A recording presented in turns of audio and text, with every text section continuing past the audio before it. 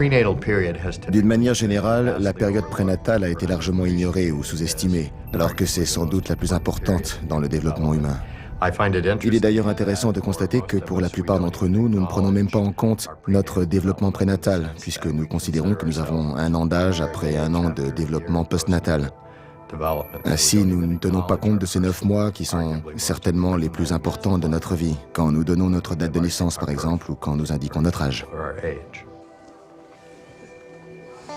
Longtemps, nous avons considéré le fœtus comme un organisme indifférent, sourd à son propre monde et au nôtre, qui se serait contenté d'attendre passivement la naissance. Puis la recherche a démontré qu'au 7e mois de la grossesse, les 5 sens deviennent fonctionnels. Tous les sens du fœtus fonctionnent avant la naissance. La mémoire fonctionne. L'apprentissage fonctionne. Je ne pense pas qu'il y ait beaucoup de différence pour le bébé entre les dernières semaines de la grossesse et celles qui suivent la naissance. Nous l'avons constaté, notamment à travers l'observation des prématurés. Donc, vers la fin de la grossesse, les sens du fœtus sont fonctionnels. Il goûte et il sent ce que la mère mange. Il entend ce qu'elle dit et les sons qui l'entourent. Si elle joue de la harpe, par exemple.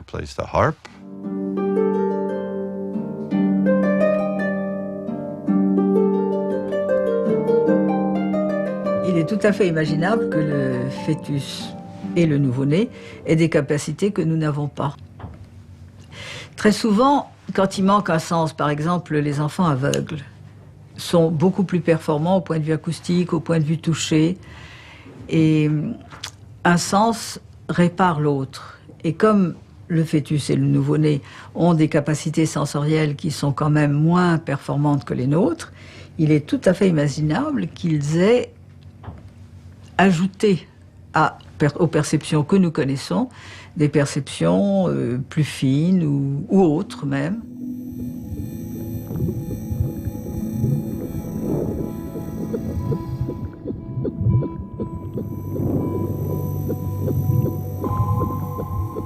Avec l'éveil de ses sens, le fœtus fait coïncider 2 vies. Celle d'où il vient, un monde liquide et clos qui se déroule dans un temps qui n'est pas le nôtre, et celle où il va, faite d'air et de pesanteur. Quelle relation établit-il entre notre monde et le sien? Combien de temps conservera-t-il le souvenir de cette première vie? Quelle est l'étendue réelle de ses capacités? C'est ce que tente de déterminer la recherche sur le développement humain. C'est parti. Et le petit point fermé. Et le visage il est juste derrière. Hein, vous avez le cordon. Le cordon et le visage derrière. Maintenant, vous le distinguez mieux. Hein. Elle a l'air d'être mignonne, à part le fait qu'il y a le cordon qui Elle est très mignonne. Vous voyez la lèvre? Ouais. Voilà, j'ai débarrassé un petit peu le visage du cordon. Hein. Moi, je le vois comme ça. Je ne sais pas si parce que c'est ma fille, mais je le vois mignon. Voilà, regardez, là, elle bâille. Je l'ai réveillée. Elle fait la grimace. Je l'ai embêtée, elle bâille.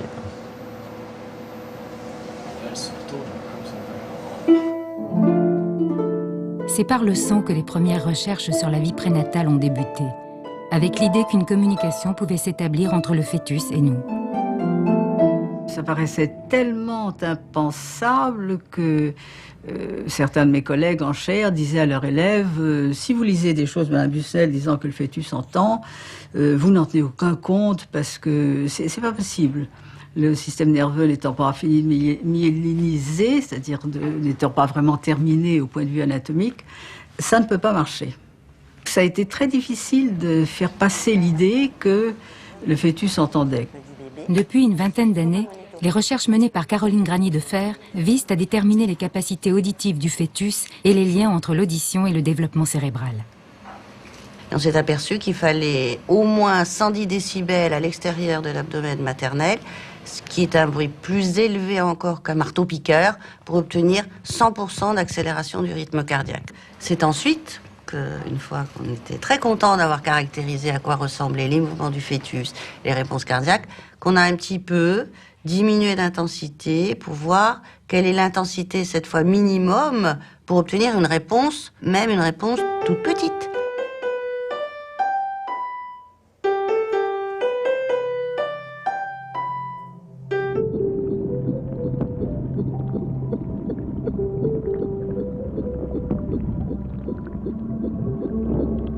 Le système auditif du fœtus devient fonctionnel au cours des 6 à 8 semaines précédant la naissance. La grande différence avec nous, c'est que les sons qu'il perçoit sont transmis par l'eau, pas par l'air. Faut-il alors comparer son audition avec celle que nous ressentons en plongeant en apnée ?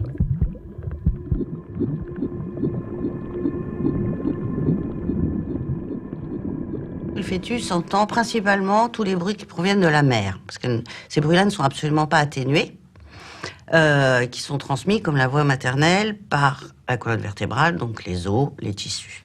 Bon. Donc, il doit entendre très très bien tous les gargouillis maternels, les bruits du placenta, les bruits cardiovasculaires et sa voix. Par contre, les bruits externes sont forcément légèrement étouffés, atténués, surtout s'ils sont dans ces fréquences moyennes. Donc, il est d'abord sensible à tous les bruits maternels, et je crois que c'est pour ça qu'après la naissance, c'est la voix de la mère qu'il reconnaît au mieux, et pas du tout la voix du père, par exemple. Parce que la voix du père, il l'entend mal. Comment savoir si le fœtus réagit aux signaux qu'on lui adresse ?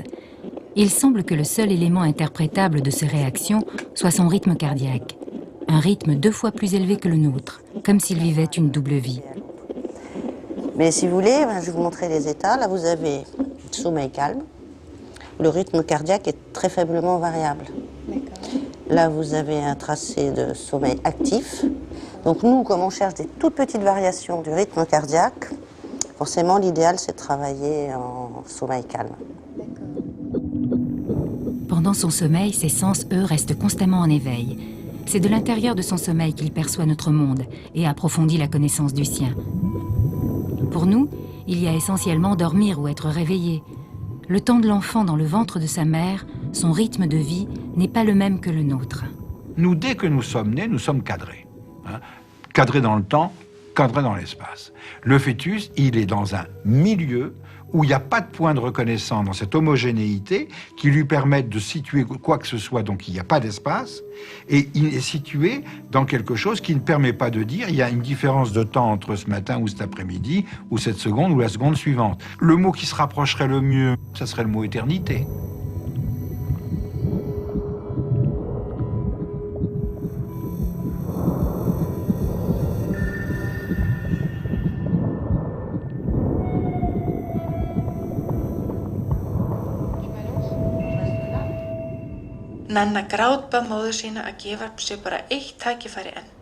Il entend. Mais sait-il faire la différence entre de la parole, du bruit ou de la musique ? C'est l'objet de la recherche en cours. On lui fait entendre une phrase en islandais, pour être sûr qu'il n'a jamais entendu cette langue, puis un bruit, mais qui contient les mêmes fréquences sonores que la phrase.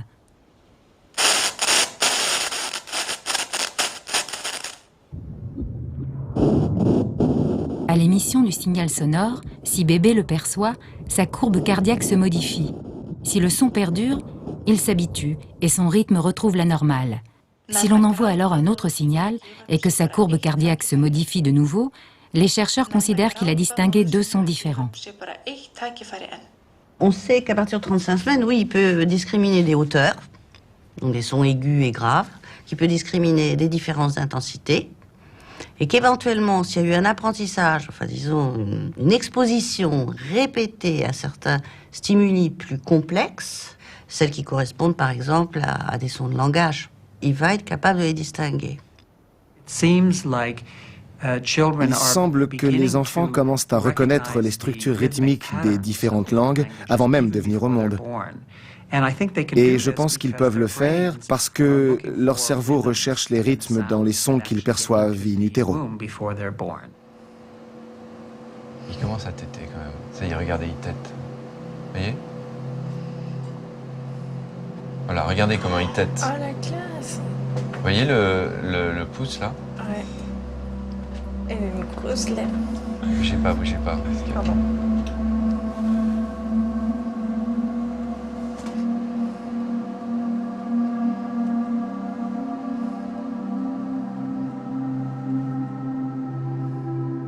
Juste avant l'échographie, maman a bu un sirop très sucré. Cette stimulation provoque déjà un comportement spécifique de la part de bébé. Son système gustatif devient fonctionnel dès le 6e mois de la grossesse.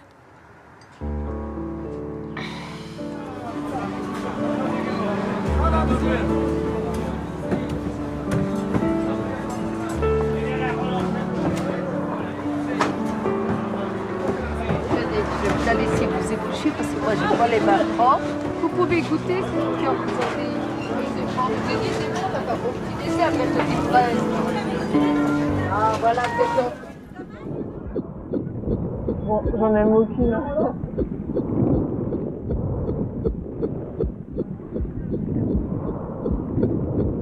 L'environnement amniotique est réellement une espèce de soupe d'arômes, de saveurs, qui change au cours du temps, qui change dans la journée, qui change d'un repas à l'autre. C'est un milieu très dynamique. En même temps, le fœtus a un système qui lui permet de détecter ces changements. Il réagit à des substances qui arrivent dans le milieu amniotique et il les mémorise. Et de telle sorte qu'il les mémorise de façon suffisamment stable pour qu'elle puisse influencer le comportement de l'enfant après la naissance. Vous avez des oignons nouveaux? Des oignons nouveaux? Oui. Une betterave, s'il vous plaît. Une betterave. Elles sont bonnes, les tomates? Pour la salade? Ouais. Pour la salade, celle-là. D'accord. Il n'y a pas de problème. C'est garanti, ça. Dans la situation fœtale, on ne peut pas dissocier ce qui arrive au récepteur du goût, de la gustation, de la bouche en tant que telle, et au récepteur du nez, de l'olfaction. Et cette dissociation, finalement, elle est faite après la naissance, lorsqu'on expose des nouveau-nés uniquement à l'odeur. Et ils répondent à l'odeur, ce qui montre en retour que le système olfactif, dont on pourrait s'attendre qu'il n'est fonctionnel que dans l'air, dans nos conditions, eh bien, il est bien fonctionnel dans le milieu intra-utérin, dans le milieu liquide.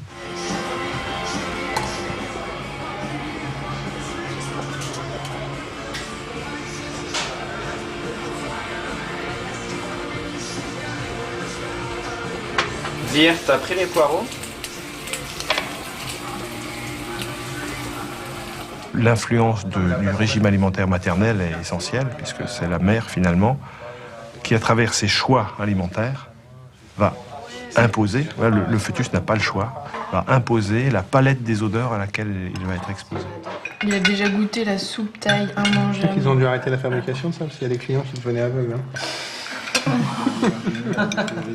Il me semble évident que des femmes d'Amérique du Sud qui consomment éventuellement du piment et des femmes provençales ou françaises qui consomment plus d'ail vont donner des notes olfactives différentes à leur fœtus et donc marquer au tout début de la vie déjà des tendances de préférence que vont exprimer leurs nouveau-nés.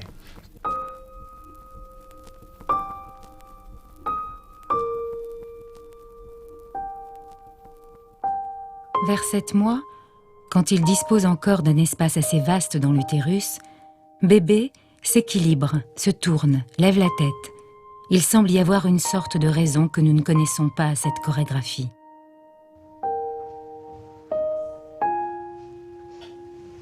Il y a un truc que j'ai remarqué seulement, mais je sais pas si c'est vrai ou pas. Mais il y a des moments où il bouge énormément.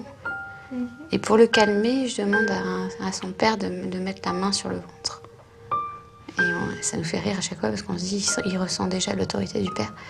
Et il se calme à ce moment-là, souvent. Ah ouais? Ouais. C'est marrant. Ça arrête de bouger. Enfin, ou alors ça devient plus cool.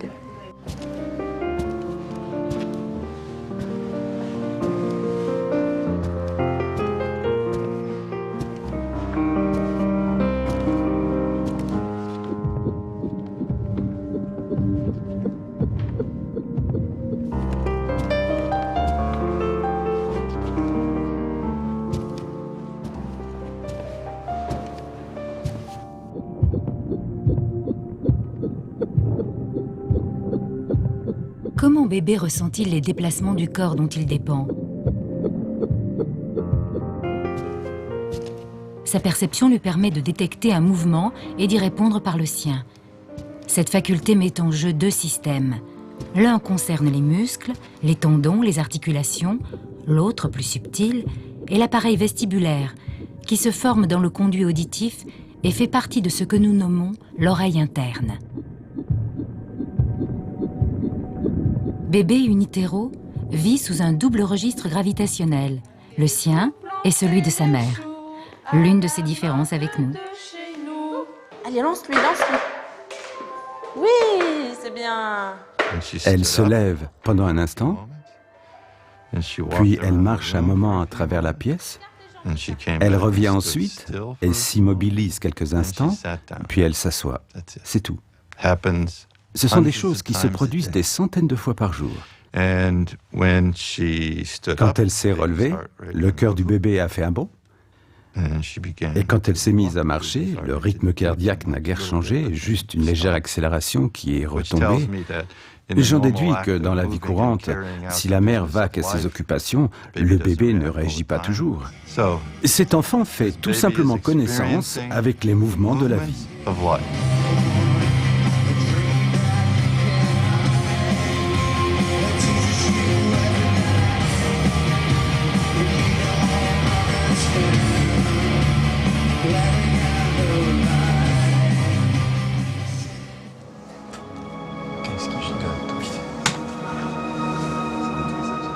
Il est reparti. Je le recale à chaque fois.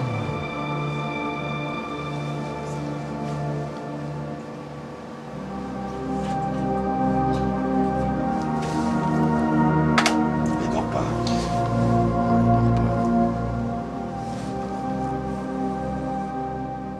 Très intense comme moment, mais un peu déstabilisant. C'est très bizarre. Et puis c'est vraiment comme une intrusion dans une autre vie, dans une vie un peu parallèle, quoi. Un truc comme si les deux mondes ne devaient pas se rejoindre et que tout d'un coup, oh, on y est et on n'est pas vraiment préparé à ça.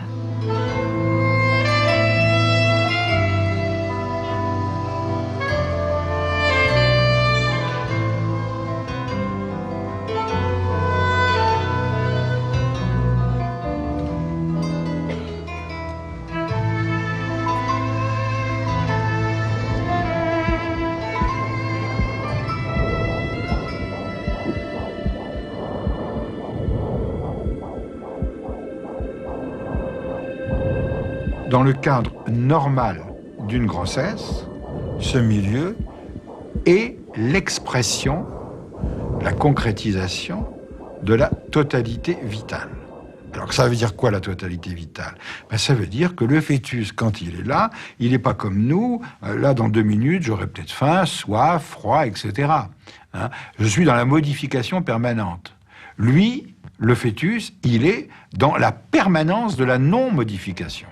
Tous les besoins sont automatiquement, à la nanoseconde près, satisfaits. Je crois que c'est la porte d'entrée dans le mystère. Je vais vous faire toucher la tête. Vous allez mettre vos doigts dans mes doigts, d'accord? Ici et ici. Et vous allez me dire, vous rouspétez pas, hein, d'accord? Voilà.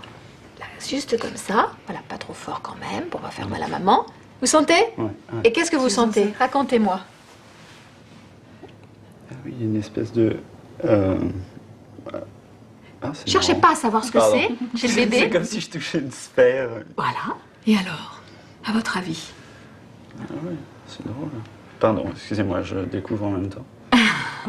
Oui, j'ai vraiment l'impression de toucher son crâne. Ouais. Exactement. Vous êtes là, de chaque côté, puis vous faites comme ça. Alors, quand vous voulez un petit peu communiquer, vous essayez de mettre plutôt vos mains là où vous sentez un peu les mouvements, et puis vous faites des petits tapés, peau contre peau, hein, et puis ça, vous avez déjà bien fait. Hein. Et puis, en général, vous sentez bien le bébé qui s'approche, qui se vautre un petit peu vers vos mains. Hein. Faut pas hésiter, hein. Faut pas hésiter. T'oses pas trop. Faut pas hésiter. Ouais. Il est dans quoi, votre bébé?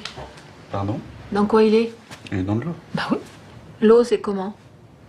Incompressible.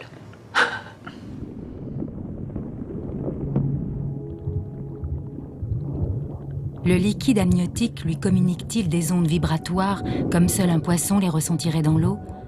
Car sa sensibilité tactile fonctionne, et si l'on injecte un peu d'eau froide dans sa mer intérieure, immédiatement le fœtus affiche une forte accélération cardiaque.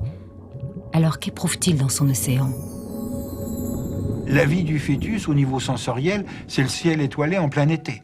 Ça brille de partout, ça étincelle de partout, et ça étincelle la même densité de cohérence vitale, n'est-ce pas? Mais vous pouvez quand même pousser un petit peu et m'opposer, et me dire, mais les yeux, ils peuvent rien voir, il n'y a rien à voir pour les yeux. Oui, il n'y a rien à voir devant.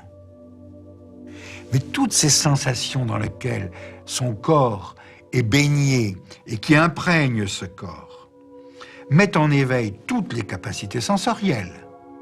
Et donc, il y a là une véritable dynamo sensorielle qui est complètement en éveil tout le temps, même s'il y a des stades de sommeil, ça continue à fonctionner, et ça converge à l'arrière de la faculté visuelle, c'est-à-dire que l'œil, au lieu de voir devant, voit par ce qu'il ressent à partir de l'ensemble du corps. Et j'aboutis là à une notion qui est extrêmement importante, c'est que le mode de vue, de vision du fœtus in utero, c'est la vision intérieure.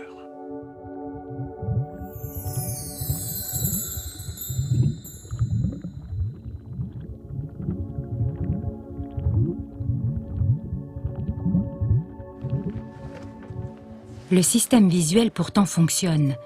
Si une lampe torche est dirigée sur le ventre de maman, bébé réagit aux faisceaux lumineux produits par les photons. Et que voit-il de son monde? Il y a quelques photons qui se promènent et qui passent la barrière de la graisse et de l'eau, mais enfin, il faut bien voir que ces photons ne peuvent pas faire des formes cohérentes comme ensuite dans l'air, d'accord? Donc, il y a de la stimulation lumineuse, très pauvre, mais il y en a un peu. Et en plus, il y a une stimulation qui est produite par le cerveau lui-même dans les voies de la vision. Mais ce n'est pas une stimulation qui est fabriquée forcément par les photons, c'est une stimulation qui est auto-engendrée par le cerveau.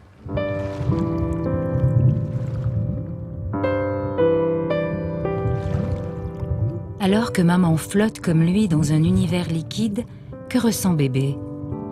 Dans tous les cas, maman est ce lien qui transmet les stimulations au fœtus d'un monde à l'autre. Elle ressent, perçoit, et lui reçoit, mais transforme, se développe et construit son expérience particulière et unique. Dans le cas d'Héloïse, qui est musicienne, son fœtus est soumis à des expériences sonores distinctives et quotidiennes. Je me souviens que son bébé était en état de grande agitation. Il avait un rythme cardiaque rapide, irrégulier, ce qui est normal. Cela indiquait juste que le bébé était très actif. Et quand elle a commencé à jouer ce morceau,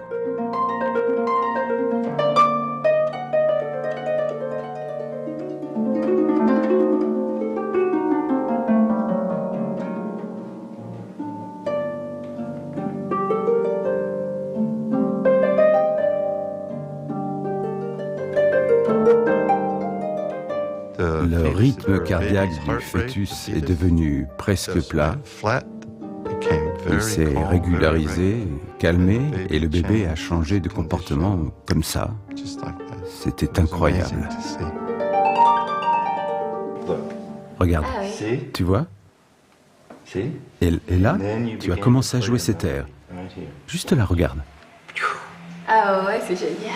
C'est-à-dire que là, on avait un tracé de sommeil calme, c'est-à-dire un sommeil extrêmement profond.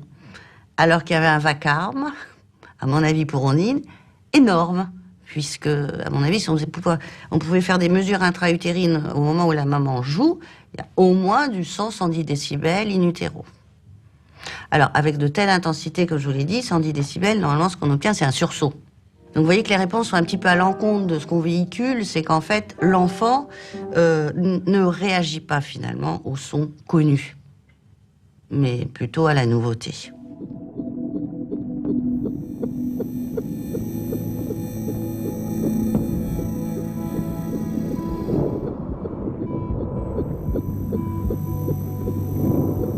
Le Le volume du son qu'il perçoit lui importe donc moins que l'habitude qu'il en a. Et s'il y a habitude, c'est qu'il y a mémoire. Le fœtus en fin de gestation serait capable de mémoriser des stimuli et donc d'accéder déjà à une forme d'apprentissage. Ces questions fondamentales de la mémoire et de l'apprentissage trouvent un écho particulier aux États-Unis, où une voie importante a été ouverte grâce à la recherche animale. La recherche animale, souvent sous-estimée, nous permet de formuler de façon plus pertinente et appropriée les questions que nous nous posons en matière de développement humain.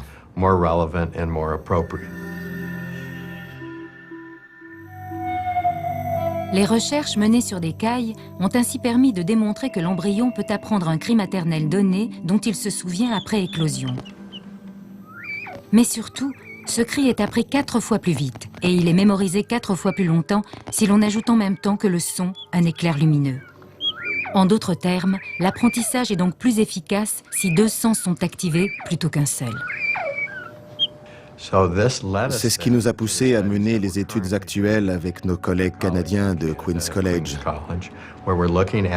et à nous demander si cet effet produit par la redondance est aussi valable pour le fœtus humain que pour l'embryon de caille.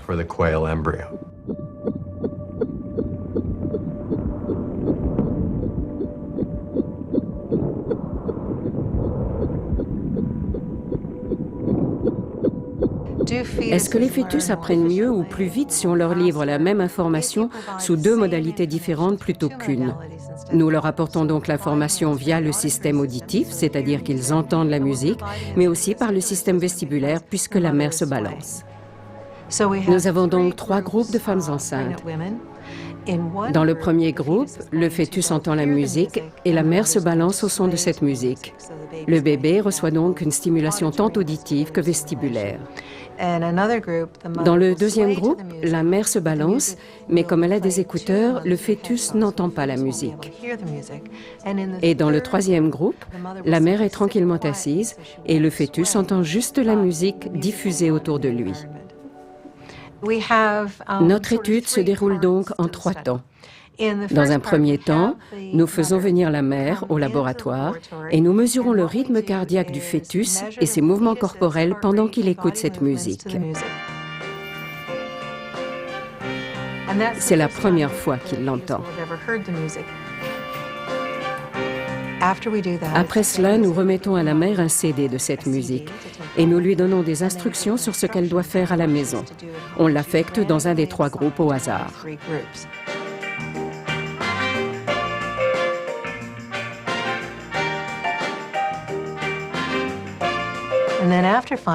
Cinq jours passent et le 6e, elle revient au laboratoire et nous mesurons les battements de cœur du fœtus pour voir s'il a changé de rythme cardiaque en entendant une musique désormais familière, celle que sa mère lui a fait entendre à la maison.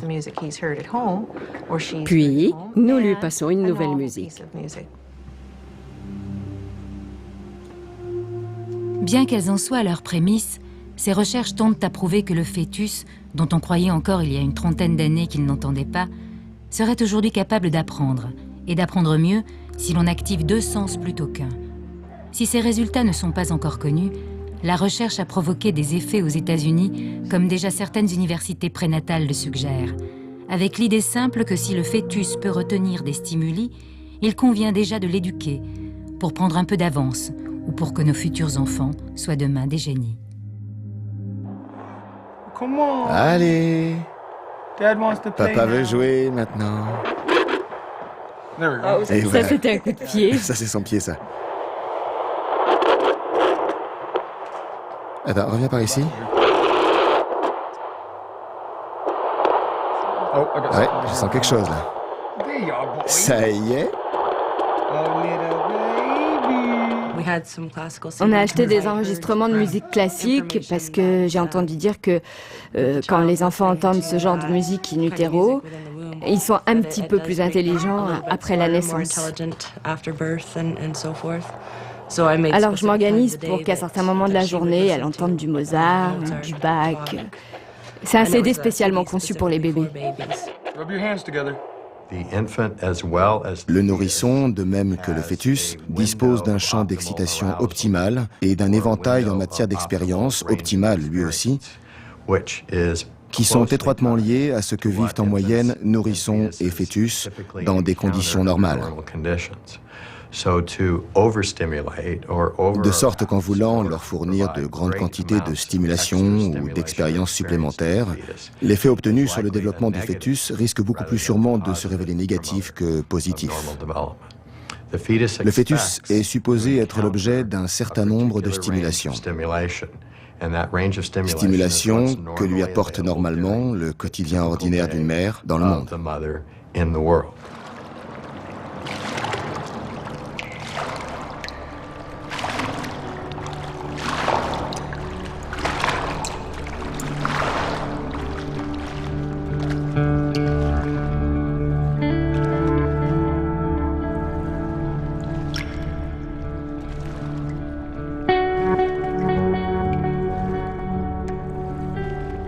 Quand je demandais aux mères, est-ce que vous pensez que votre bébé réagit à vos émotions, à ce que vous ressentez, à vos peurs, à vos angoisses?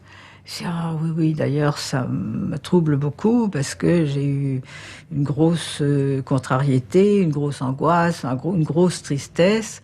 Et je me demande toujours, j'ai senti qu'il ressentait comme moi, et je me demande si ça l'affecte ou si j'ai en quelque sorte entravé son développement par ce qui m'est arrivé à moi.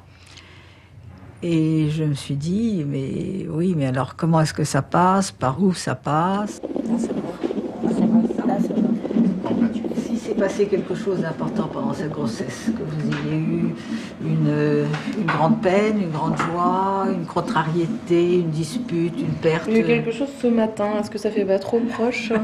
Non, au contraire. Le seul critère d'importance, c'est le vôtre. Ouais. Hein? Si c'est important pour vous, c'est important pour lui, c'est important. C'est important dans votre relation.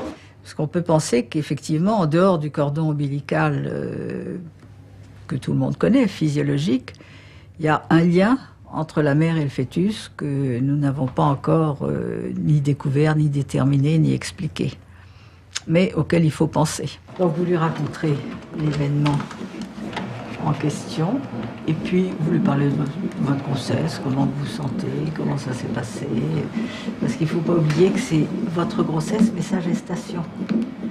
Donc ce sont deux points de vue tout à fait différents. Quand vous allez lui parler à lui, on vous laissera toute seule. Hein. Que vous ayez des émotions, de toute manière, vous en aurez. Il faut qu'il s'y habitue. La vie n'est pas un calme plat. Il y a des émotions heureuses, des émotions malheureuses, mais il faut qu'il s'habitue à les gérer. Et il les gère plus facilement s'il sait de quoi il s'agit. Si c'est pas ce qui s'est passé, au moins ce que ça vous a fait à vous. D'accord ? Je me suis demandé, et c'est une des choses que nous faisons avec Thierry Wolff, de savoir si le fœtus et le nouveau-né, mais surtout le fœtus, reconnaissait qu'on s'adressait à lui, réagissait différemment quand la mère s'adressait à lui ou parlait à quelqu'un d'autre. C'est pourquoi nous avons fait une expérience en demandant aux mères soit de nous parler à nous, de leur bébé, soit de parler directement au bébé en étant aussi émotionnel et aussi dans le vrai de leur relation que possible.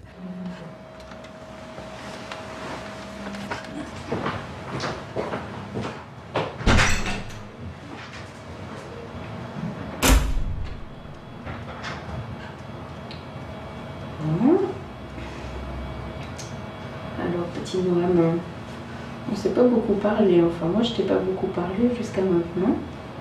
On va en profiter aujourd'hui pour le faire.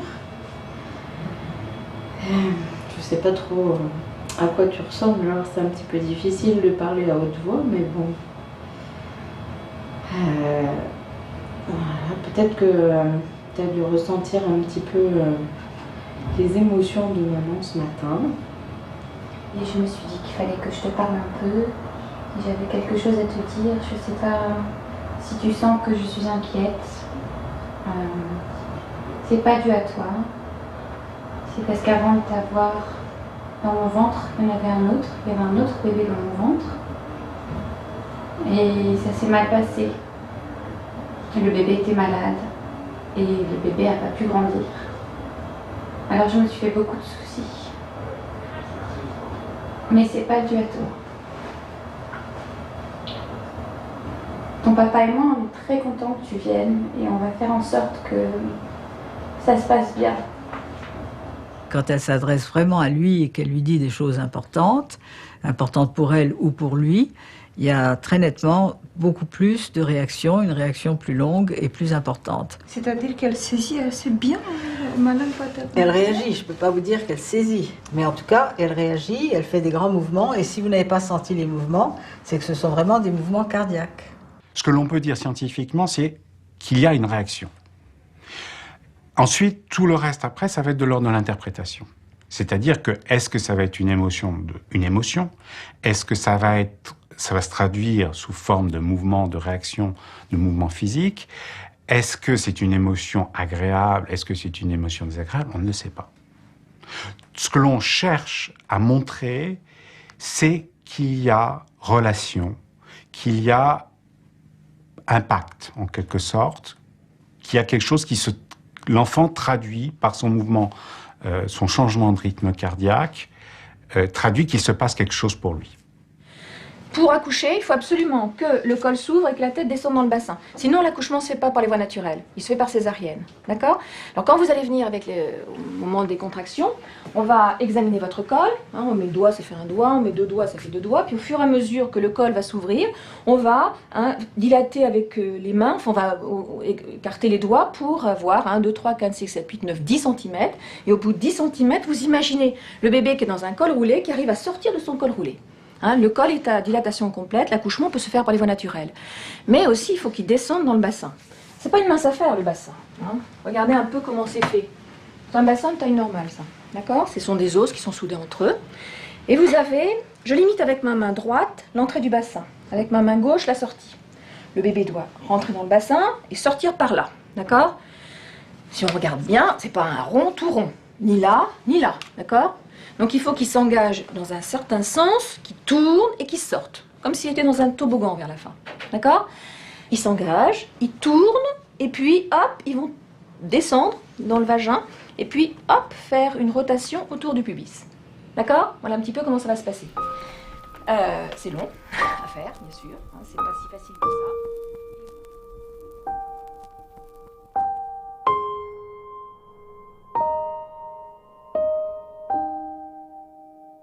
C'est génial, continue comme ça, encore.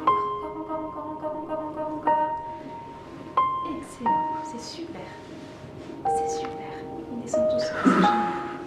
Encore une fois, d'abord, allez, vas-y. Allez, vas-y, maintiens encore.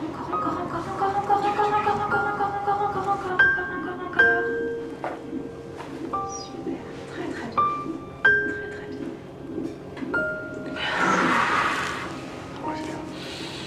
Voilà, ça c'est génial, c'est très bien. Encore.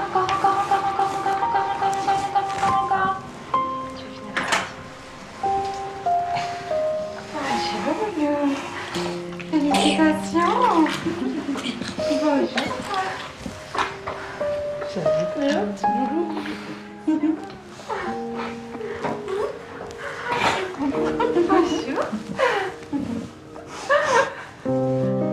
C'est un peu la même tête.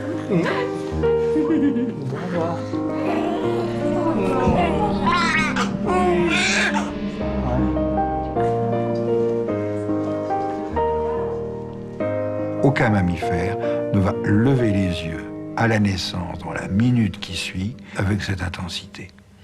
Donc nous devons nous poser la question, qu'est-ce qui s'est passé pendant la vie fétale?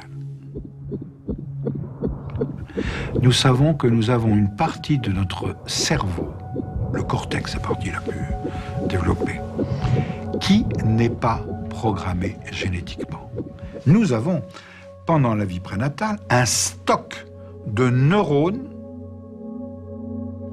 pour lesquels il n'y a pas de programme. Des neurones libres. Ces neurones se connectent entre eux du fait de l'expérience qu'ils sont en train de vivre dans un milieu inaltérable, homogène, celui de la totalité vitale. Et là où la totalité vitale est pour les autres espèces la totalité d'un organisme, elle devient maintenant celle d'un organisme psychique chez l'homme. Ce qui fait que nous ne sommes plus de la lignée animale, puisque nous ne sommes plus pareils, et que désormais, nous allons naître avec un besoin que n'a pas mon cœur, mon poumon ou mon rein, mais un besoin qu'a ce psychisme qui vient de se construire in utero, un besoin de totalité.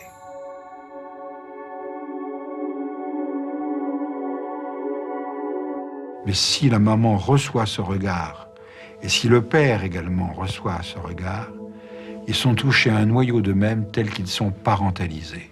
On peut devenir parent en 30 secondes quand on reçoit ce regard, et on le reçoit pour la vie. Et à partir de ce moment-là, on ne peut pas faire défaut à l'enfant. Ils se sont tous Hein? Ils se Ouais, sont- ils se sont tous. J'y crois pas.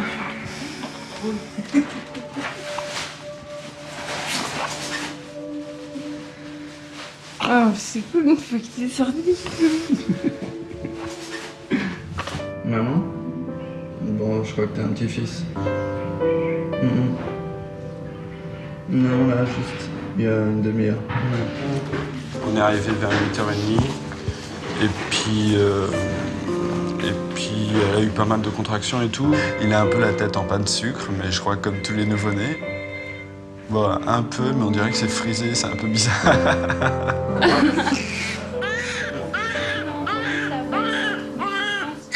L'être humain est le seul mammifère à crier ainsi à la naissance. Pleure-t-il parce qu'il vient d'être arraché à sa première vie? Il sait qu'il vient au monde et qu'à partir de cet instant, il n'aura pas d'autre choix que de s'adapter.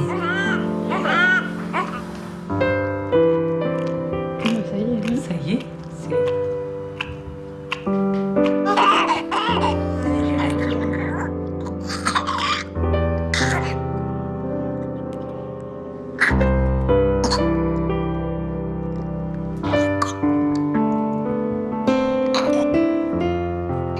Ethan, lors de son passage de l'eau à l'air, a littéralement bu la tasse. Et c'est pour son confort que l'on doit l'aspirer. Bébé mesure donc tout de suite l'étendue des différences imposées par le changement de milieu. Tout, absolument tout change. Le sens de l'ouïe, effectivement, il n'y a plus que le tympan qui donne le son, en quelque sorte, qui réagit au son, à la voix, au lieu d'avoir effectivement tout un ensemble de récepteurs qui passent par la peau, qui passent par des voies qu'on ne connaît pas forcément. C'est la même chose pour le toucher, c'est un toucher direct. C'est la même chose pour l'odorat, pour la vue, pour tout. C'est la même chose pour la pesanteur. Le sentiment de poids, la sensation de poids change complètement. Ce qui fait que l'enfant peut avoir l'impression de perdre ses capacités motrices, puisqu'il pouvait se mouvoir de façon extrêmement libre au sein du liquide amniotique. À l'extérieur, la pesanteur fait qu'il n'a pas encore les muscles suffisamment formés, forts, pour retrouver cette motricité. Il y a effectivement un changement complet. Donc tout ce qui va pouvoir lui donner des points de repère, de continuité entre avant et après la naissance sont extrêmement importants. Et la voix des parents, le toucher des parents, la relation avec les parents va être ce trait de continuité en fait. Ça va.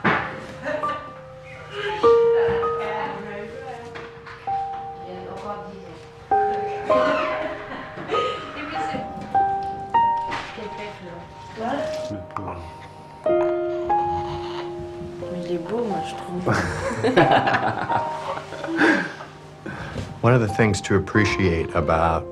L'une des choses dont il faut tenir compte à propos du nouveau-né au moment de son arrivée au monde, c'est qu'il s'agit d'un sujet relativement naïf, en ce sens qu'il n'a pas l'expérience de ce monde. Et nous aimerions bien comprendre de manière plus profonde et plus complète sa façon d'organiser son attention, son processus de perception, le fonctionnement de sa mémoire. Sans doute pour avoir le meilleur indice possible quant à la manière dont les très jeunes enfants organisent leur attention sélective, faut-il se demander ce qui peut bien leur être familier en ce monde, compte tenu du fait qu'ils n'y ont encore jamais mis les pieds. Qu'est-ce que tu fais? Qu'est-ce que tu dis? J'ai un secret. J'ai un secret à te dire. J'ai un secret. Si tu veux, tu peux encore manger. Je peux t'en donner encore. J'en ai encore. J'ai un secret. Ça t'intéresse? Oh, ça t'intéresse même pas. Bébé est guidé dans sa venue au monde par la voix et l'odeur de sa mère. Parmi les perceptions qui sont les siennes, quelles sont celles dont il va aussi se servir et dont il aurait en somme la mémoire? Toutes ces sonorités perçues in utero ont-elles laissé une trace? Pour Ondine, la petite fille d'Héloïse, la question se pose tout particulièrement. Comment va-t-elle maintenant réagir à l'écoute de la musique interprétée par sa mère? C'est l'expérience que mène Caroline Granier de Fer et son équipe de Port-Royal en observant les variations de son rythme cardiaque. Si elle est concluante, cela démontrera qu'Ondine se souvient de la musique entendue in utero, qu'elle en a la mémoire.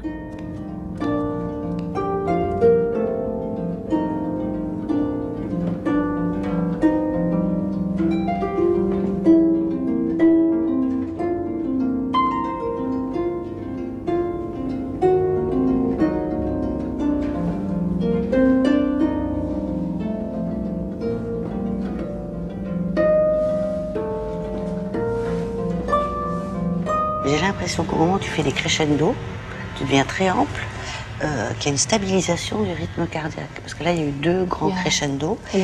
Et effectivement, et à ces moments-là, tu vois, le tracé devient très très peu variable, ici et ici. Ce qui s'est passé pour Ondine, c'est qu'après la naissance et après une période où elle n'a pas entendu de harpe, puisque sa maman s'est gentiment prêtée à notre expérience et a essayé de ne pas en jouer en sa présence, a présenté des décélérations cardiaques qui correspondaient à peu près à chaque crescendo dans le morceau. Donc elle est restée en sommeil calme, elle ne s'est pas réveillée, mais par contre elle a présenté plusieurs réponses d'attention qui correspondaient à chaque fois au crescendo dans le morceau de harpe. Et ce qui s'est passé avec Ethan, quand on lui a diffusé ce morceau de harpe, donc après sa naissance, à la même intensité que pour Ondine, donc le même volume, Ethan, lui, s'est réveillé, s'est mis à crier et à pleurer. Donc, il n'a pas tellement apprécié. Qu'est-ce qu'il fait?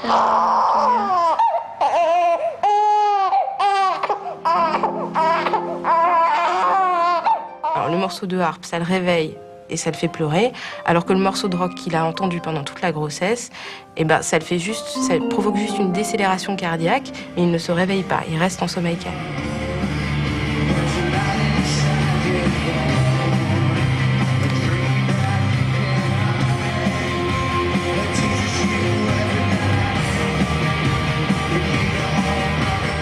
Et là, il s'est réveillé, il a pleuré.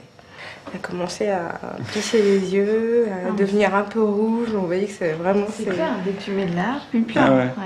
Ah, et puis après, tu pouvais plus le calmer. C'est insupportable pour lui. Comme... Ceci dit, c'est chiant, là. Ça, je comprends. Rien ne nous permet, scientifiquement, de dire que c'est ce son-là qui agit.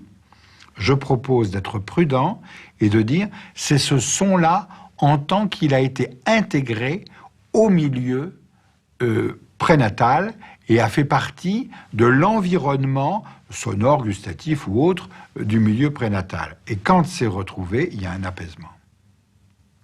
Quand une maman met son enfant sur sa poitrine, c'est pas autre chose que la même expérience, où il ressent l'odeur, la chaleur, la parole, les ondes vibratoires, etc., la rondeur du sein, etc.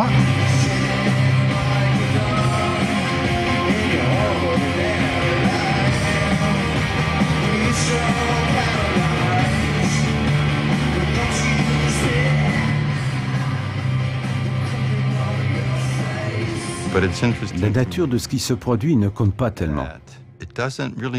En quelque sorte, cela ne signifie rien pour eux. Cela se produit, c'est tout. Mais après la naissance, s'ils sont de nouveau confrontés à l'événement, on a l'impression qu'ils l'aiment bien, que ça les calme en quelque sorte, comme avec Héloïse et la musique. Ça les attire, ils y prêtent attention, ils ne trouvent pas ça désagréable, ça ne leur fait pas peur. En fait, ça leur plaît. Je pense que les expériences prénatales fournissent une sorte de marchepied. C'est un point de départ, parce que ce n'est que le début de l'histoire. Les bébés ont toute une vie devant eux, avec de nouvelles expériences. Mais la vie commence dans l'utérus, la vie individuelle, avec des souvenirs individuels.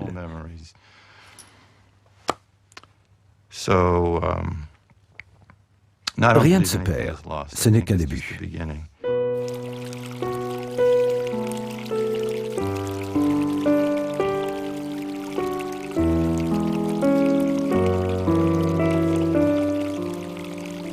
C'est un commencement qui met bébé devant une foule de nouveaux événements perceptifs. C'est le cas par exemple de la vision, pour laquelle il lui faut acquérir la perception du mouvement, des couleurs et la précision de l'image. Et ce qu'il découvre aujourd'hui n'a aucune commune mesure avec ce qu'il a pu percevoir dans le ventre de sa mère. C'est la question fondamentale du rôle de nos perceptions. Les modalités sensorielles appréhendent le monde de manière très très spécifique. On ne peut pas entendre par ses yeux, on ne peut pas voir par ses oreilles, et on ne peut pas... Alors voir avec les mains, c'est autre chose, bien sûr, ça c'est une métaphore, bon. Mais voilà, donc il y a des spécificités qui fait que pendant des siècles, sinon des millénaires, en tout cas pendant des siècles, on s'est demandé, mais comment on arrive à faire en sorte que l'objet qu'on touche, l'objet qu'on entend, l'objet qu'on voit, c'est quand même le même objet? Comment se fait-il qu'on donne une unité au monde? Et c'était quand même une interrogation extraordinaire. Donc pour le bébé, la question qui s'est posée, c'est est-ce qu'on le fait à la naissance ou est-ce qu'on le fait plus tard? Est-ce que vraiment il faut beaucoup de rencontres avec l'environnement pour arriver à unifier nos sens? Tu n'es pas content? Si. Ah. Noam, qui n'a pas plus de 40 heures, participe à un test. Est-il déjà capable de reconnaître avec la vue un objet qu'il a seulement touché auparavant? En d'autres termes, quelle est la capacité de son cerveau à transférer une information d'une modalité à une autre, d'un sens à un autre, ici, d'une perception tactile à la vision? Le bébé va extraire une information avec une modalité, bon, la main, en l'occurrence, ou la bouche, peu importe, c'est une modalité tactile. Il peut avoir une idée du poids, il peut avoir une idée de la texture, il peut avoir une idée de la forme, mais il n'a pas une idée de la couleur, il peut avoir une idée de la taille, du volume, des choses comme ça, mais c'est quand même assez spécifique. Donc il doit retenir un certain nombre d'informations, et puis quand il voit l'objet en visuel, il doit comparer les informations qu'il a en mémoire avec ces informations nouvelles et ces informations qui correspondent ou qui ne correspondent pas. Donc c'est quelque chose de transfert intermodal de très très très compliqué.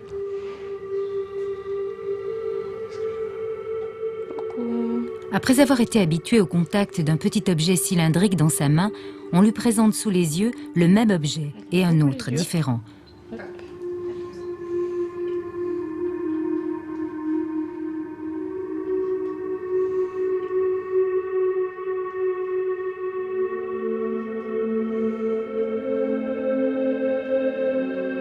Dans 98% des cas, le nouveau-né ne regarde que quelques secondes l'objet qu'il a déjà touché, comme s'il l'avait reconnu, et il fixe son regard sur l'objet nouveau.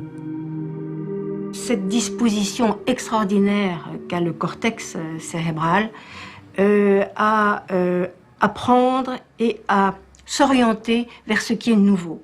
Lorsque vous remontrez plusieurs fois de suite à un nourrisson, et ceci dès la naissance, lorsque vous lui remontrez plusieurs fois de suite le même stimulus, il finit par s'habituer et cesse de s'intéresser ou de regarder ou d'écouter s'il s'agit d'un événement sonore. Et lorsqu'ensuite vous remontrez ce même stimulus habitué et un stimulus nouveau, alors automatiquement le cerveau va orienter son attention vers le nouveau. D'une part, c'est un mécanisme de base que vous allez retrouver dans tout le règne animal, mais qui est absolument fondamental. C'est le jeu entre l'apprentissage et la possibilité de s'orienter vers des choses nouvelles. Nous découvrons ainsi le monde avec cette formidable capacité d'étonnement et d'adaptation. Nous découvrons, retenons ou oublions au gré de ces expériences sensorielles qui font progressivement ce que nous sommes.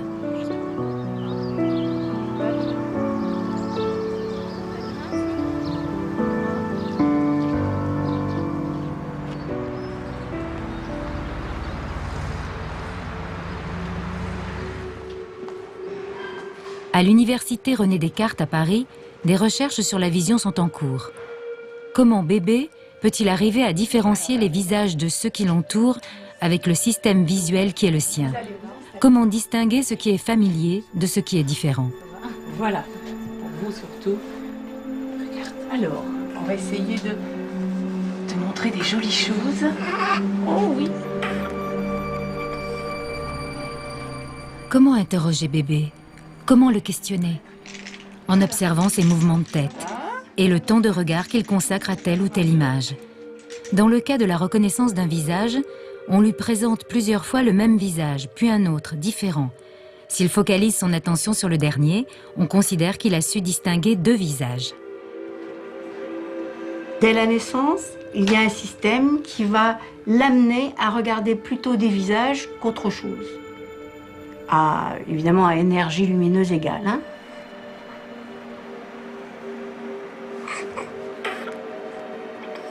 On a montré que les nouveau-nés étaient capables de non seulement discriminer des visages entre eux, mais également des visages d'autres espèces. Par exemple, entre deux chimpanzés ou de gorilles ou des choses comme ça.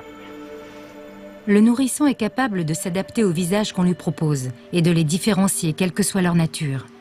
La richesse de cette capacité d'ouverture au monde fait défaut à l'adulte, qui lui ne différencie plus que les visages qui l'entourent.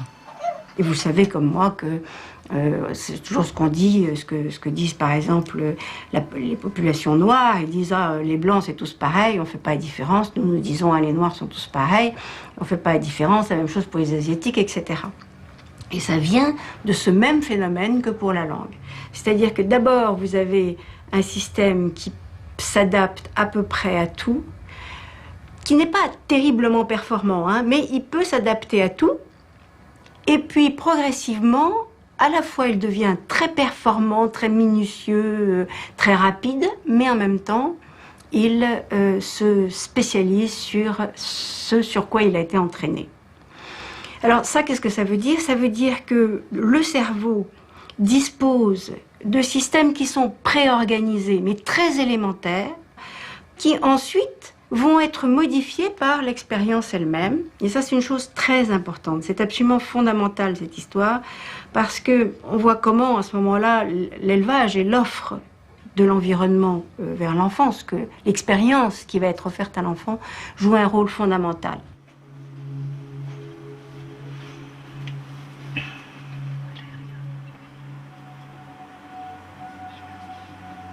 Il ne faut pas croire qu'au-delà de 2 ans ou 3 ans, c'est terminé, on ne peut plus changer. Et nous avons fait une expérience qui a consisté à regarder chez des enfants coréens qui ont été adoptés à partir de 5 ans. Entre 5 ans et 9 ans, ils sont arrivés en Europe. Et on a constaté que, bien qu'arrivés très tard, ces enfants avaient le système local de reconnaissance des visages et étaient très mauvais pour reconnaître des visages asiatiques.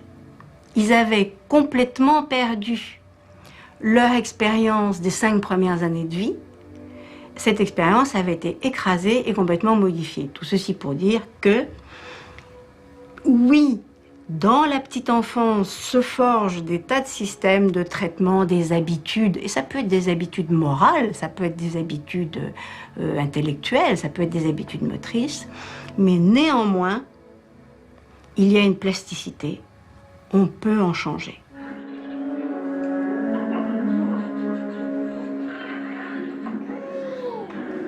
Mais pourquoi il veut le diamant, le pingouin? Pour être riche? C'est le diamant.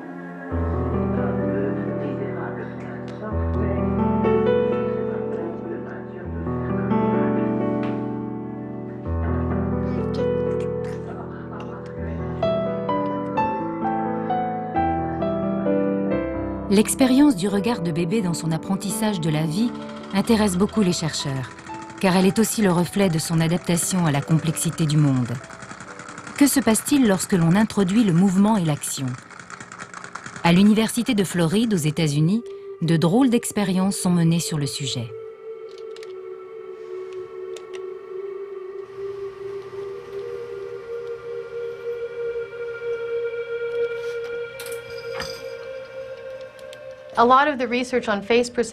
Beaucoup de recherches sur la distinction des visages n'utilisent que des images fixes.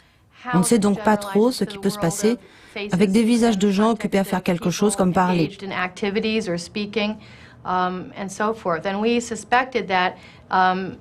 On soupçonnait que les bébés devaient certainement aborder différemment les informations selon s'il s'agissait d'images fixes ou dynamiques.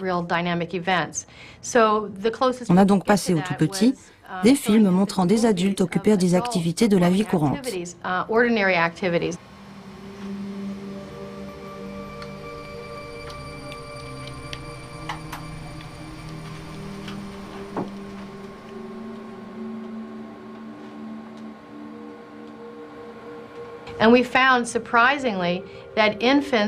Étonnamment, on a trouvé qu'à 5 mois, ils pouvaient détecter un changement d'activité, mais pas un changement de personne.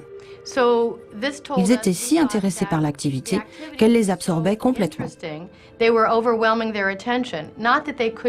n'est pas qu'ils sont incapables de discerner le visage de quelqu'un occupé à faire quelque chose, mais ce n'est pas ça qui retient leur attention. On a voulu vérifier en faisant un arrêt sur image de la personne en train de se brosser les cheveux. Et dans ce cas, les bébés font effectivement la différence entre les visages.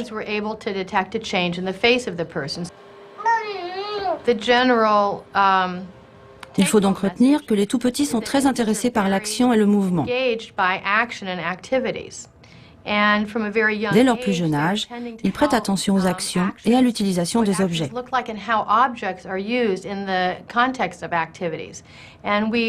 Du coup, on s'est demandé s'ils pouvaient distinguer l'utilisation correcte ou incorrecte d'un objet qu'ils connaissaient. The correct versus the incorrect use of common objects that they've seen.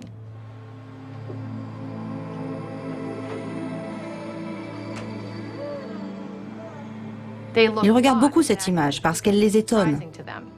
Ils font donc attention à la façon dont l'objet est utilisé dans l'action. On a prouvé que même à 3 mois et demi, le bébé en était capable si on l'habituait au préalable à l'emploi correct de l'objet. Toutes les espèces n'imitent pas, mais les humains ont l'air d'imiter beaucoup et cette imitation, on peut discuter sur sa nature, mais elle commence dès la naissance. Il y a un système de réponse par imitation et on a découvert il n'y a pas très longtemps des neurones qui en fait sont activés aussi bien quand on voit quelqu'un faire un geste que quand on le fait soi-même. C'est-à-dire que quelque part dans le cerveau, la vision, la perception d'un geste et le fait de le faire soi-même, c'est réalisé dans 2 endroits différents, mais ça va converger sur un nouveau réseau qui, lui, dit c'est la même chose. Et ça aussi, c'est un phénomène fondamental, une organisation fondamentale qui permet de reconnaître chez les autres ce qu'ils font de pareil, de différent, etc.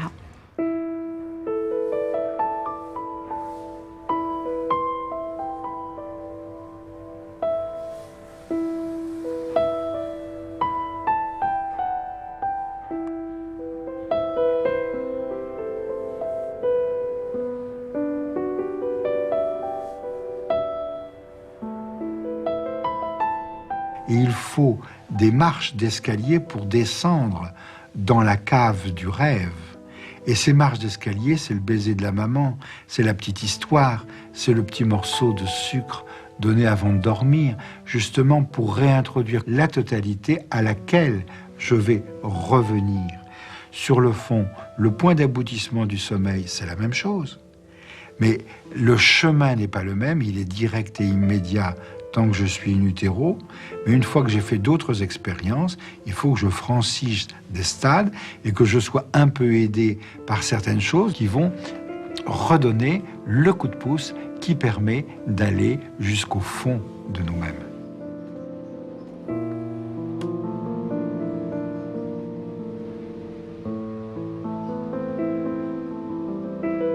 Le nourrisson passe le plus clair de son temps à dormir.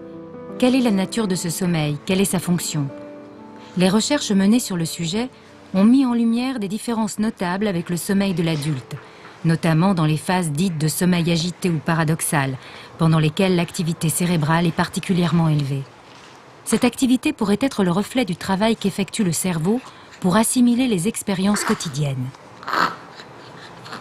Ça favorise la maturation et le développement du cerveau. Et c'est ce qui explique que chez le fœtus et chez le nouveau-né, à terme, ce sommeil paradoxal est en très très grande quantité.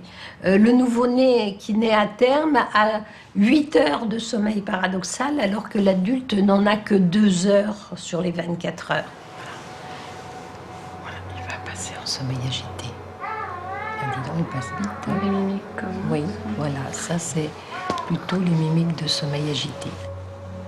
C'est durant ces grandes phases de sommeil agité qu'on peut découvrir sur le visage du nourrisson les émotions fondamentales qui nous sont communes. Joie, souffrance, colère, peur, dégoût, surprise.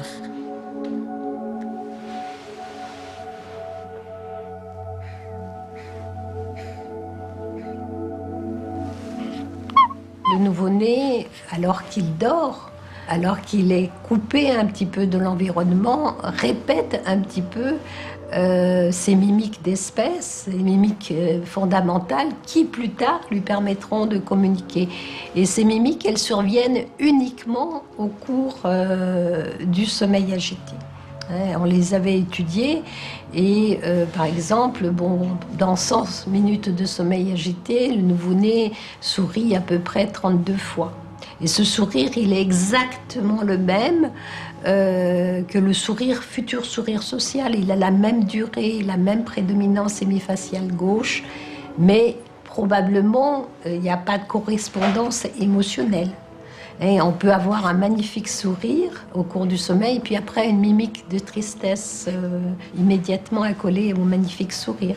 Ces mimiques, on ne les voit plus chez l'adulte, on les voit plus chez le grand enfant, elles disparaissent du visage du nouveau-né, enfin du petit nourrisson, à partir de l'âge de 4 mois et demi, au moment où il est parfaitement capable d'utiliser toutes ces mimiques de façon volontaire, en échange avec son entourage. Le sommeil agité du nourrisson pourrait ainsi être le reflet de la confrontation entre ce qui relève de l'instinctif, inscrit dans notre patrimoine génétique, et de ce qui relève de l'expérience quotidienne. Comme s'il fallait ajuster périodiquement nos comportements innés avec la réalité du monde.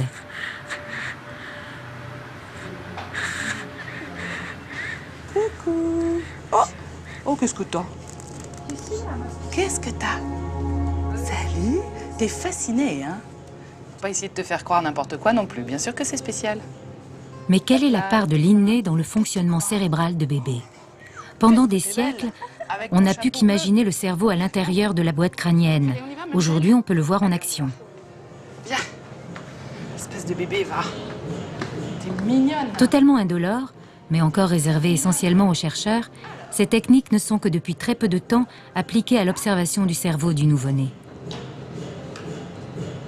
Si l'on met l'enfant dans une machine d'IRM et que l'on sait, par exemple, regarder son cerveau quand il fait un certain nombre de mouvements de la main ou quand il écoute de la parole, on peut, en regardant les modifications de l'afflux sanguin, savoir où ça se passe dans le cerveau, où sont les lieux de la commande de telle et telle fonction, écouter, voir, parler, entendre, bouger. L'expérience porte ici sur le langage. Depuis presque 50 ans, un grand débat scientifique a lieu pour savoir si le cerveau du tout petit est un ensemble peu organisé où les réseaux vont s'installer progressivement avec l'expérience, ou est-ce que tout est déjà en quelque sorte préétabli dès la naissance. Les chercheurs font entendre une histoire à la petite Laureline qui a tout juste 12 semaines, afin de déterminer quelles zones de son cerveau vont être sollicitées par cette écoute. À vélo, Lucas ne craint plus le vent. À ski, il n'a plus froid aux yeux. En patin roulette, Lucas se tient à ses lunettes.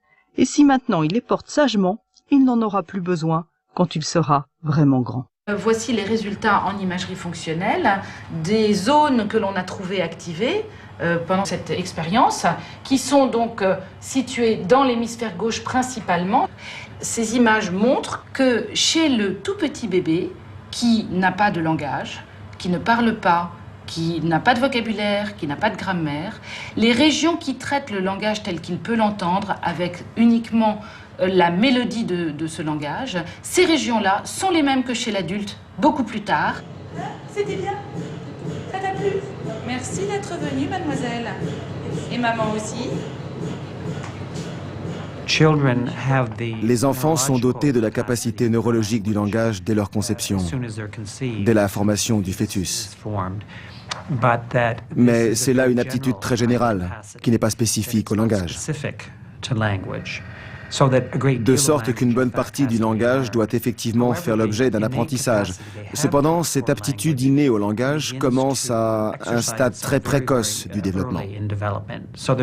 On a pu mettre en évidence qu'avant même la naissance, alors qu'ils sont encore à l'état de fœtus, les enfants commencent à établir les bases du langage. Et une fois qu'ils sont nés, ils se règlent sur le langage qu'ils entendent autour d'eux. En d'autres termes, l'acquisition du langage ne commence pas après la naissance, elle commence avant. Mais ce n'est pas le langage qui est inné, c'est l'aptitude au langage qui l'est. Quand les parents sont ennemis, comme mes parents sont petits, ils sont les gars, mes amis. Attention, attention.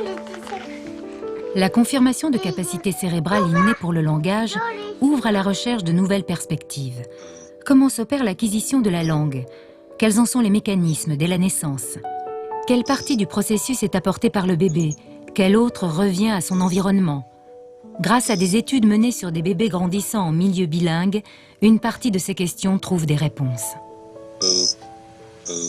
Il y a encore quelques années, beaucoup de chercheurs pensaient que quand des enfants sont exposés à 2 langues dès la naissance, ils traitaient ces 2 langues comme si elles n'en formaient qu'une seule.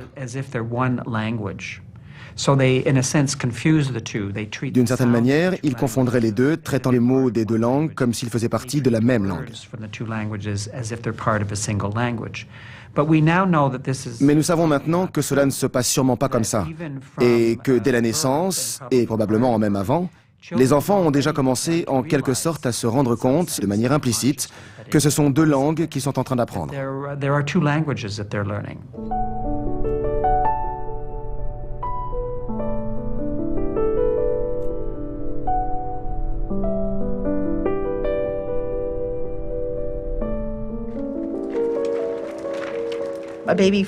Ainsi, un bébé dont la mère n'a parlé qu'anglais avant sa naissance sera capable de différencier l'anglais du français, ou même l'italien du néerlandais. Et ce, parce que ces langues ont des structures rythmiques très différentes. C'est le genre de distinction que les nouveau-nés semblent à même de faire. Au fur et à mesure que les bébés sont plus exposés à leur langue maternelle, qu'ils l'écoutent, on s'aperçoit qu'ils se mettent à faire des différences plus subtiles. Ils commencent à différencier leur langue maternelle d'une autre langue de la même classe rythmique. Ainsi, l'anglais et le néerlandais sont des langues rythmiquement apparentées. Et vers 4 ou 5 mois, un bébé, grandissant dans un contexte anglophone, sera capable de différencier l'anglais du néerlandais.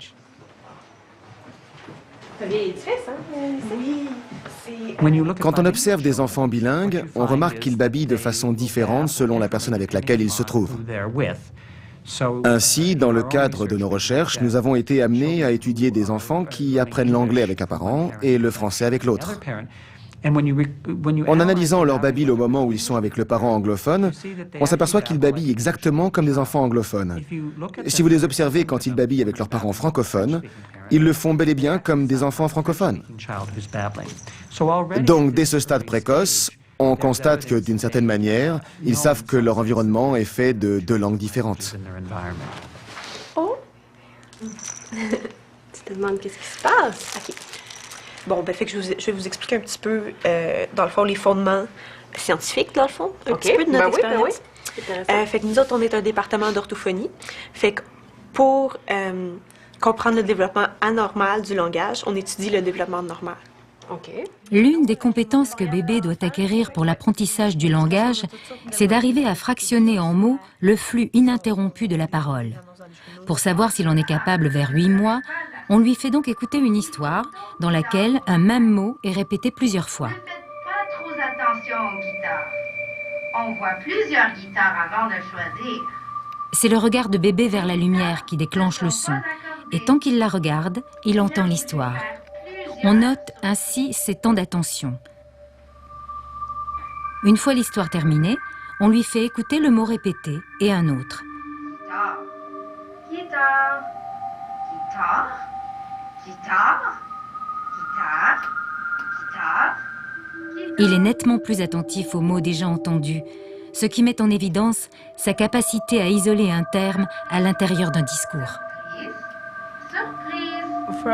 On a cru pendant longtemps que quand les bébés se mettaient à apprendre des mots, ils commençaient à apprendre un concept ou une signification et qu'ils y attachaient ensuite l'étiquette correspondante. Mais nous voyons maintenant que les tout-petits apprennent bien des choses à travers le son de leur langue, qu'ils isolent des formes de mots avant même de connaître le sens de ces mots.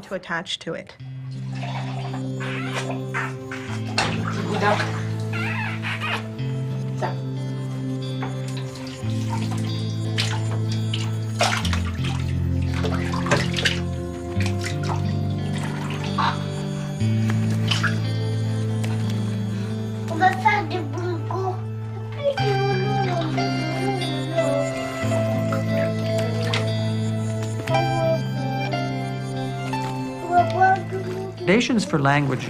Les notions d'acquisition du langage s'établissent en fait en même temps que se développent également chez l'enfant d'autres systèmes cognitifs et affectifs.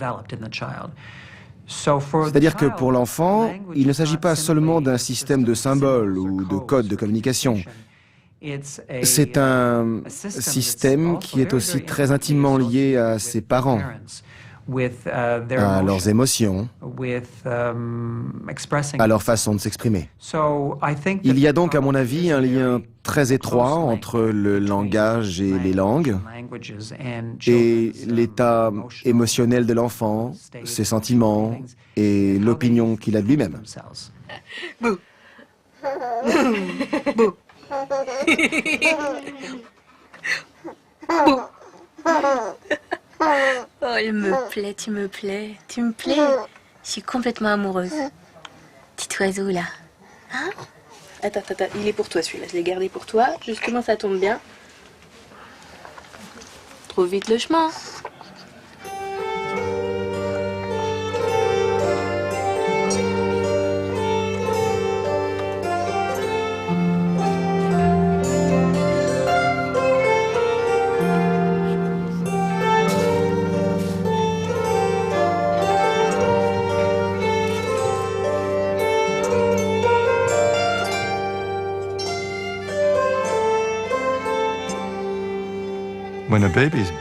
Quand l'enfant naît, il possède tous ses neurones, ces cellules nerveuses individuelles qui composent le cerveau. Le bébé les a toutes, il n'en aura jamais plus. Mais elles ne sont pas reliées entre elles.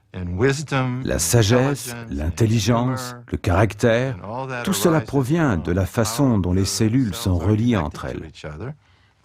Et cela se fait au fil du temps, tout au long des années d'adolescence.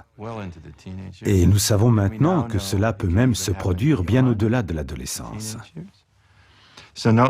Donc, non, le bébé n'est pas aussi intelligent qu'il le sera un jour.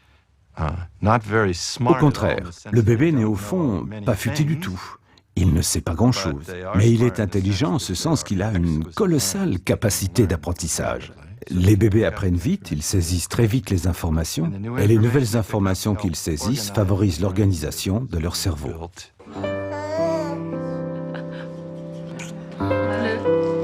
C'est incroyable. Il y a son père, il y a son frère. Finalement, je trouvais qu'il y avait une ressemblance avec son frère quand on avait fait. Donc c'est un héritage de famille. Claire et net. Bonjour, comment vas-tu? Regarde ta copine, Laurie. Tu t'es installé un peu mieux que ça. C'était moi le vrai chat? Non, pas du tout.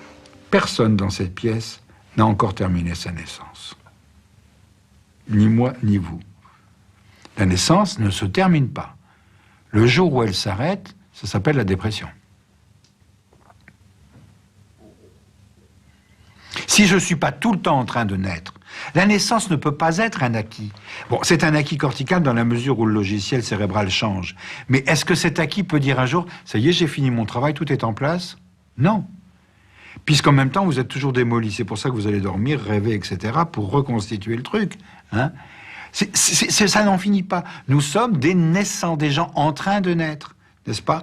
La naissance, c'est pas quelque chose qui s'achève à un moment donné. Elle est perpétuelle. Et celui qui a la naissance perpétuelle en lui, sans qu'il a une âme, sans qu'il est vivant, sans qu'il est un homme. Et celui qui ne l'a pas est un déprimé, un mélancolique, tout ce que vous voudrez, etc. Mais vivre, c'est assurer sa naissance perpétuelle.